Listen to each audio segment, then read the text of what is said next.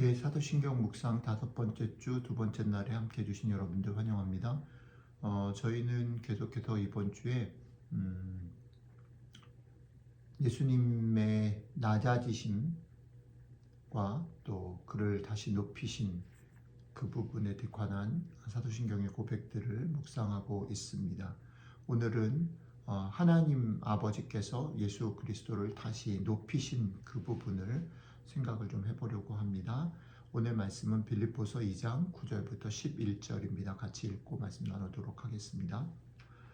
이러므로 하나님이 그를 지극히 높여 모든 이름 위에 뛰어난 이름을 주사 하늘에 있는 자들과 땅에 있는 자들과 땅 아래에 있는 자들로 모든 무릎을 예수의 이름에 꿇게 하시고 모든 입으로 예수 그리스도를 주라 시인하여 하나님 아버지께 영광을 돌리게 하셨느니라. 아멘.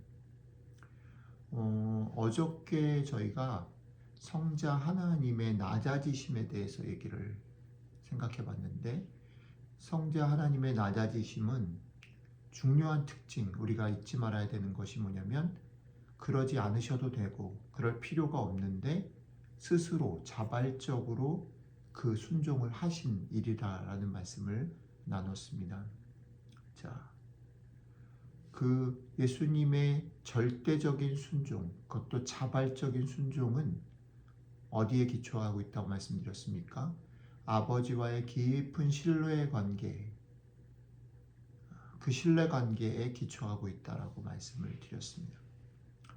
그 신뢰 관계의 기초에서 아버지 하나님께 절대적인 순종을 했고, 그 절대적인 순종이 절대 낮아짐의 모습으로 드러났다라고 말씀드렸습니다. 어쨌든 이 모든 일들의 낮아짐의 주체는 아들 예수 그리스도입니다.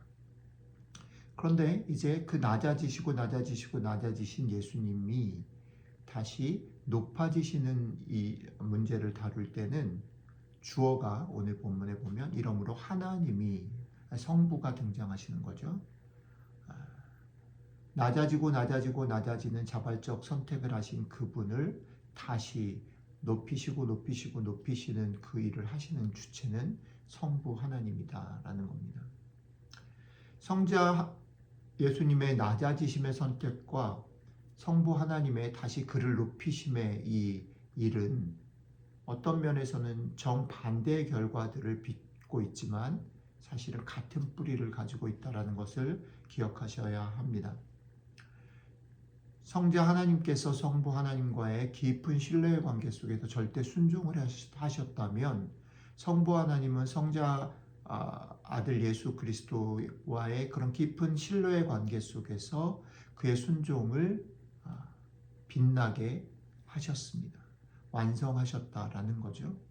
절대 순종의 결과값이 절대 낮아짐이라면, 절대 완성의 결과값은 오늘 본문에 따르면 하늘에 있는 자들과 땅에 있는 자들과 땅 아래에 있는 자들로 모든 무릎을 예수의 이름에 꿇게 하시고 모든 입으로 예수 그리스도를 주라 시인하게 하는 것입니다.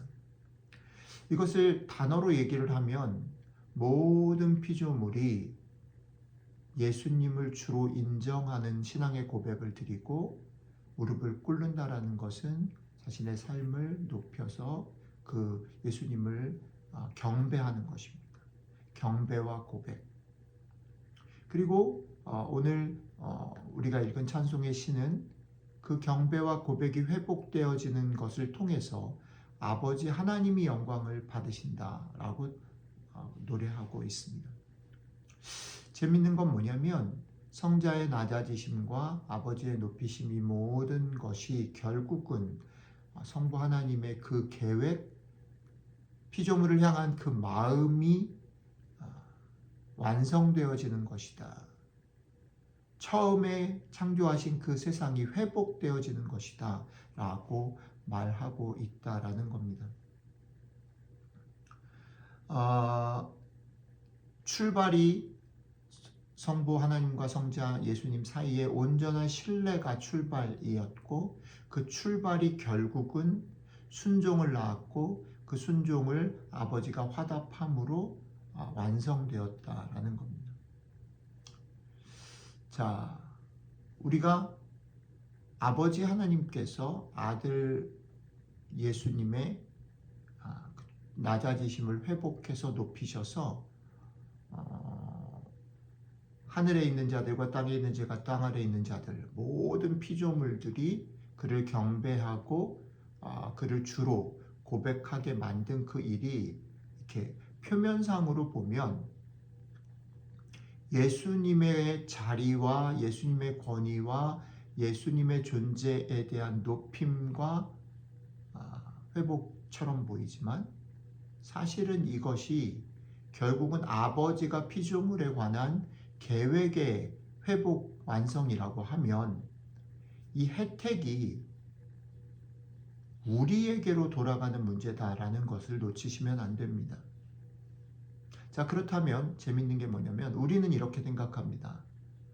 우리에게 혜택이 돌아온다라고 말할 때 우리는 뭐에 관심이 있냐면 우리가 배고팠던 게 해결되어지고 우리가 상처받았던 게 회복되어지고 우리가 낮아진 자존감들이 높아지고 그래서 사실은 예수님의 고난 얘기할 때 지난주에 우리가 고난과 죽음 얘기할 때 그가 맞음으로 우리가 나음을 입었다 이런 얘기들을 하잖아요. 그러니까 그런 부분으로 생각하면 이게 혜택이 우리한테 돌아온다라는 것이 실감이 나요. 그런데 오늘 얘기는 거기서 한 걸음 더 나아갑니다. 한 걸음 더 나아간다는 게 뭐냐면 우리가 느낄 때 우리가 기대하고 바라는 것들이 이루어지는 혜택뿐 아니라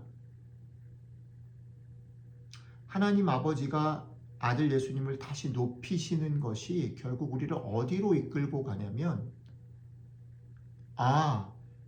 성자 예수님이 주님이시구나. 그분이 경배를 받으시기에 합당하구나.